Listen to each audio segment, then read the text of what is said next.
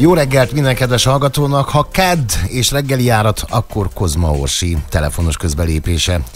Orsi, jó reggelt neked, és hát mindenek előtt, még mielőtt szóhoz hagynálak jutni, elmondom neked, hogy ma is megérte felkelni, mert ma is tanultam valamit, a hisztamin szót, hogy mi van mögötte, az most ezután fog kiderülni a kedves hallgatóknak, és még inkább nekem is. Én alapból már tudom Orsitól, viszont hadd bontsuk ki ezt a témát még inkább, még részletesebben. Mi is az a hisztamin? Jó reggelt kívánok! Jó reggelt, igen.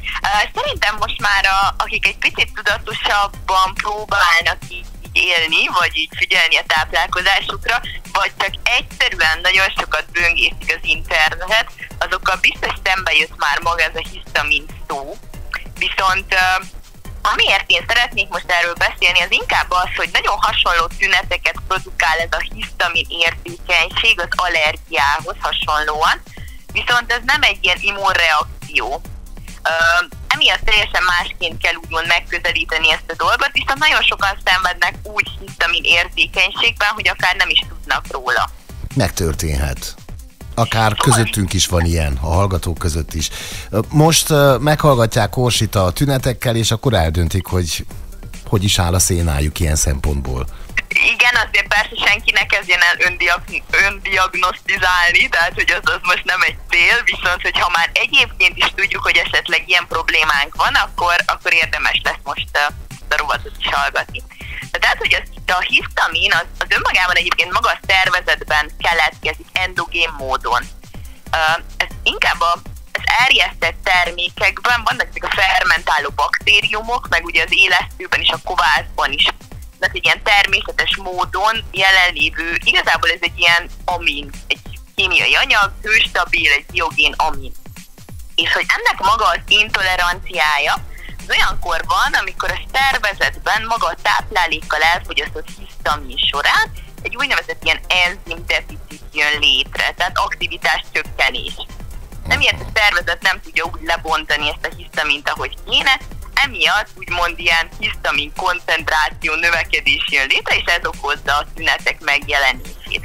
És igen, hát a tüneteknél, ahogy mondtam is, hogy nagyon hasonlóak az allergiás jelenségekhez, tehát ilyen orrviszketés, tüsszögés, bőrtünetek, és akár ilyen gyomor-bélrendszeri tünetek is előjöhetnek. Ami biztos, hogy sajnos még nem létezik rá úgynevezett ilyen gold standard módszer, ez azt szokta takarni, hogy ez igazából az allergiáknál, aki talán már belefutott ezekbe a dolgokba, az talán hallott már erről, ez egy diagnózis felállítás, és azért hívják ezt a gold, úgymond ilyen standard módszernek, mert hogy nincs erre maga a hisztamin érzékenységre egy olyan diagnózis felállító úgymond módszer, amivel biztosan ki lehet tűrni azt, hogy most mi is okozza a pontos, konkrét problémát. Emiatt ilyen ételallergiát kell kizárni, és úgymond nyilván első körben tapasztalt klinikusoknak kéne úgymond étrendi változás megkísérlésével kitalálni, hogy akkor most mi is történik. Hogyha a különböző általad említett ételeket az ember, a személy, a szenvedő beteg elkezdi kizárni, akkor azzal talán meg lehet találni, hogy mi a probléma, nem? Igen, tehát hogy ezek úgynevezett ilyen eliminációs diéták, amikor elkezdjük kiszűrni úgymond a nagy részét az ártalmat okozó úgymond élelmiszereknek, tehát ez mindig elindul egy ilyen nagyon alap, mindent is kiszűrt étkezésből, tehát tényleg ilyen nagyon alap burgonya, rizs, minimális fehérje forrás, tehát nyilván, hogy legyenek meg úgymond azok az alapok, de ez nem egy teljes értékű étkezés lesz. És ugye ehhez jönnek hozzá majd egyes élelmiszerek váltva és szerre, hogy ugye, hogyha valamelyik is problémát okozhat, akkor legyen idő ezt kiszűrni.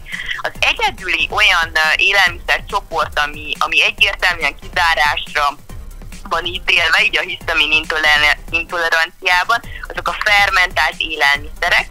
Viszont most végeztek egy nagyon jó kutatást, tavaly januártól februárig ilyen online közösségi csoportban végeztek ilyen keresztmetszeti kutatásokat.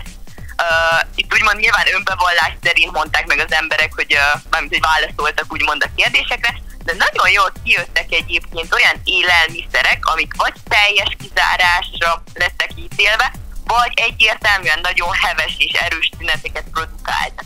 És amik ebben kijöttek, teljes kizárásra például kijött a tengergyümölcsei, tehát ilyen nagyon nagy, ilyen 86%-uknál, úgymond a válaszadóknak, a tofu, a konzervek, a tej, a joghurt, a húskészítmények, tehát ugye ide a felvágottak azért első körben beletartoznak, a halak, a sajtok, és sajnos a diófélék, olajos magvak is. Nyilván most így sorrendben mondtam, tehát ugye legerősebben a tengergyümölcsei volt, ami ténylegesen kijött, és nagyon magas százalékuknál okozott problémát, és akkor így folyamatosan csökkenve. Ami viszont heves, erős tüneteket produkált, ez a paradicsom, ez jellemzően ki szokott jönni, tehát amikor paradicsomfogyasztás, vagy paradicsompüré fogyasztás után ténylegesen kijönnek akár bőrtünetek, és azok szoktak az elsődlegesek lenni, ilyen pici pöttyök az arcon akár, az alkohol, és itt főleg a borok, tehát ugye az erjesztettebbek, vörös borok, tehát ez mindenképpen jött, a káposztafélék, illetve a csokoládé. És ami nekem nagyon-nagyon érdekes volt, hogy vannak egyébként olyan élelmiszereink, amik fokozzák a hisztamin felszabadulást. Tehát ez azt jelenti, hogy ha például kiwi, eper, papaja, ananász, vagy akár szilvánál tapasztalunk ilyen tüneteket, akkor elég erőteljesen gondolhatunk hisztamin érzékenységre, mert hogy ezek az élelmiszerek egy úgynevezett ilyen putrescin nevű anyag miatt fokozzák a felszabadulását a hisztaminnak a szervezetben. Hát én csak kapkodok a levegő után. Egyáltalán azok, akik ebben szenvednek, van-e lehetőségük valamit is finomat enni?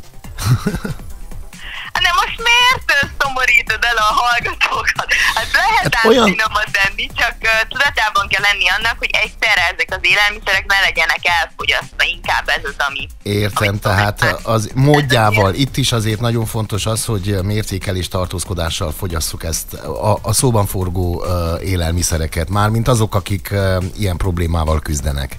Így van, de mindenképp első körben nagyon fontos, hogy egyénileg rájöjjünk arra, hogy mik azok, amik ténylegesen nekünk heves és erős tüneteket produkálnak, és azokat próbáljuk kerülni. Ez nem azt jelenti, hogy soha nem lehet őket fogyasztani, csak tudatában kell lennünk annak, hogy ezek igenis okozhatnak nálunk problémát. Ami biztos, és szerintem a hallgatók is lehet, hogy te is, nagyon jó lenne, hogyha újra hallgatnátok ezt a podcastet majd, hogyha felkerül, vagy ezt az adást, mert szerintem igen, elég sok információt elmondtam, és mindegyik nagyon lényeges volt ezekből. Így van. Köszönjük szépen a fontos, hasznos információkat. Én a végén csak azért jajdultam fel, mert mikor elkezdted a felsorakoztatást, hát azt vettem észre, hogy 90%-ban kedvenceim vannak ott, és akkor így felszisszentem, hogy ó Istenem. Na de hát, hogyha még egyszer hangsúlyoznánk, mértékelés tartózkodással fogyasszák az említett élelmiszereket, alapélelmiszereket, akkor nincs akkora probléma, vagy nincs egyáltalán probléma. Orsi, csütörtökön találkozunk legközelebb, ugye? Így van. Csütörtöki témánk az viszont, és kettős pont, te következel. A változókorban előforduló ilyen leggyakoribb zavarok és problémák, és itt első körben a menopauzáról lesz szó, úgyhogy az ebben érintett hölgyek remélem, hogy hallgatni fognak minket. Az az igazság, hogy én tudtam, mi lesz a csütörtöki téma, de gondoltam, hogy jobb lesz, a te vezeted fel, hitelesebb lesz itt sokkal, mint az én szájamból. Úgyhogy csütörtökön is jelentkezik ugyanez a rovat, Kozma Orsi rovatai kedden és csütörtökön 10:30 környékén, és Orsinak is újdonság ez, meg vagyok győződve, a hallgatóknak már nem annyira, mert ma reggeli műsorban is beszéltem erről, és az elmúlt héten is sokszor szó volt erről.